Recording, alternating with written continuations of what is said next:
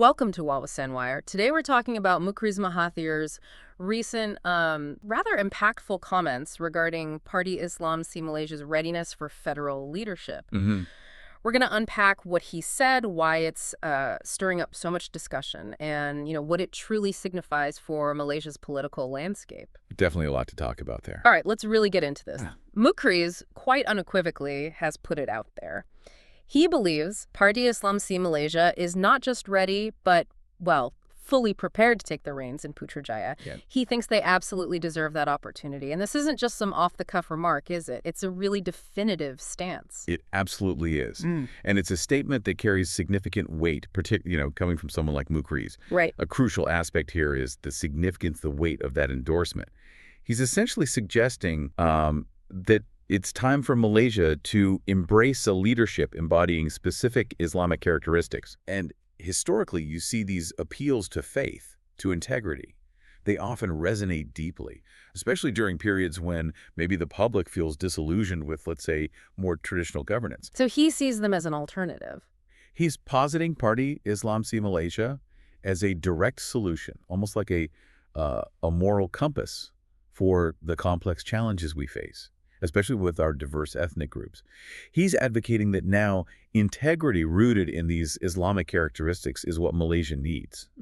So it's not just a minor shift he's talking about. It's more like a proposed recalibration of what national leadership should look like, in his view. A fundamental change. A fundamental shift. But I guess the immediate question for many, especially in a multi-ethnic, multi-religious nation like Malaysia, is how does specific Islamic characteristics translate to inclusivity for non-Muslims? Does he address that? That's a very fair point, and yes, he does touch upon it. He emphasizes that this isn't meant to be about exclusion. It's framed more around universal values. Universal values. How so? He's presenting it as a governance model rooted in faith and integrity that, if genuinely applied, he believes, would inherently deliver justice and foster trust for all citizens, regardless of their background. So fairness and honesty as universal principles derived from that faith base. Exactly. It's a delicate balance, he's suggesting. Yeah. That truly Islamic values are, in essence, universal human values. That's the argument. Okay. But to really understand the timing and the weight of his words, we need to look at the backdrop, right? These comments weren't just out of the blue. No, not at all. They were a direct response to the policy speech by the Party Islam si Malaysia president, Tan Sri Hadi Awang. This was at their 71st National Representative Assembly. That's right. And Mukhriz actually praised that speech. He noted it wasn't just focused on, say, bread and butter, domestic issues, cost of living, jobs, that kind of thing. Important stuff, of course. Absolutely crucial. But he pointed out it also delved into international affairs, global conflicts, Malaysia's role internationally. And that's a very strategic observation on Mukhriz's part, isn't it? How so? Well, for any party aspiring to federal leadership, tackling global issues isn't just about showing they have broad interests. It's often a strategic move. It demonstrates readiness for statecraft, for navigating complex geopolitics. That's right. It projects an image of being ready for the bigger stage. Yeah. Beyond just local concerns. Precisely. So for Mukhriz, this signaled a kind of maturation, maybe, a clear preparation for central governance. He also observed, didn't he, that the party seems to be responding to sensitive issues with a more inclusive tone. Yes, he did mention that. He saw it as a deliberate strategy, perhaps, to correct public misconceptions about the party's image. Right, so he's basically saying they're consciously trying to broaden their scope, adjust their tone, maybe to shed some of those long-held perceptions. That seems to be his reading of it. Which, that raises a really important question for us, and maybe for you listening. Can a perceived shift in tone, just the way things are said, truly alter public perceptions that have been around for a long, long time? Especially here in Malaysia's political climate. Yeah, that's tricky. Think about it. These perceptions, they solidify over decades, right? For many, Party Islam si Malaysia has been viewed through the lens of specific policies or interpretations that maybe seemed less inclusive in the past. So Mukhriz thinks this shift is real and could actually work. His comments imply he believes it's genuine, yes, and potentially impactful. It's a critical point, though, because history shows us public images are sticky. They're hard to change. For a party to really reset its image, it usually takes more than just words, doesn't it? Absolutely. Consistent action.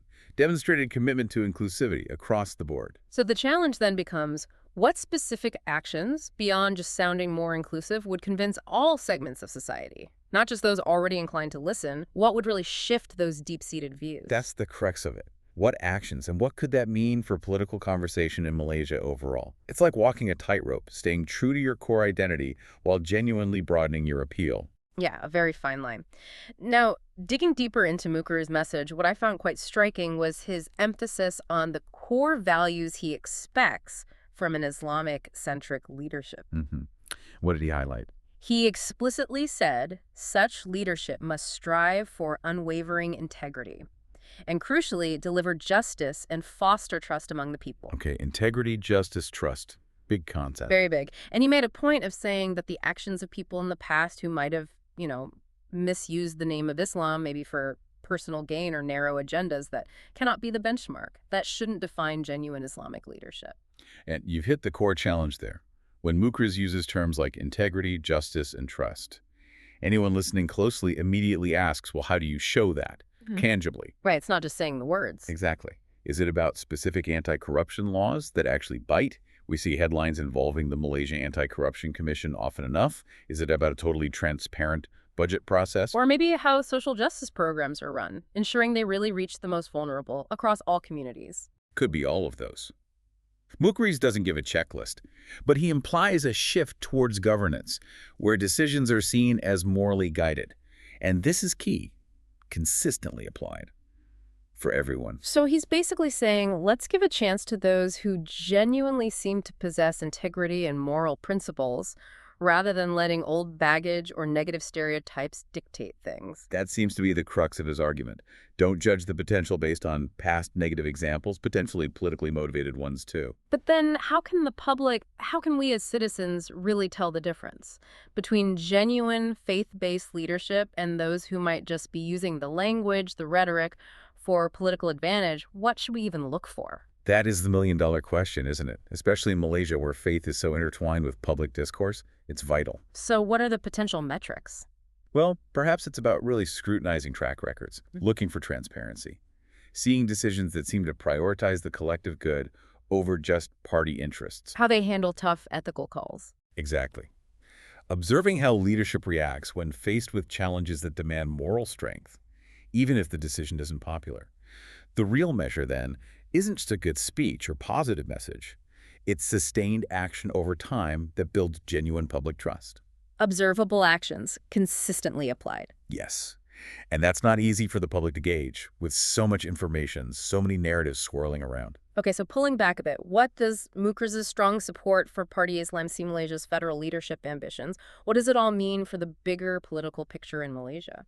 It's a significant position for him to take. It really is. It suggests he sees a potential path forward for perhaps national unity or problem solving anchored in this specific governance philosophy, one he clearly believes is ready. And what's particularly compelling, or at least thought-provoking in his call, is that emphasis on looking beyond past perceptions, considering a new opportunity for this particular brand of leadership. A fresh look, essentially. Yes. It invites all of us, really, to ponder the role faith and morality could play, or should play, in tackling the nation's big challenges. Mukhriz is kind of asking the country to consider. Could a faith-based approach, if genuinely led by people with integrity, be the catalyst for the unity and stability Malaysia is looking for? It challenges conventional thinking about leadership, definitely, suggesting solutions might be rooted in moral principles just as much as economic plans or administrative reforms. It really does. It sparks a critical reflection on how we as a nation evaluate our leaders and what qualities we prioritize most. That's a profound thought to consider. It's a political calculation that's definitely not simple, touching on very personal and collective values. So, as you reflect on this, what are your thoughts on giving a platform to leadership that explicitly prioritizes a faith-based approach to solve complex national issues? It's a question that certainly needs careful consideration from everyone in Malaysia. Indeed. A lot to mull over. Remember to like and subscribe for more videos like this.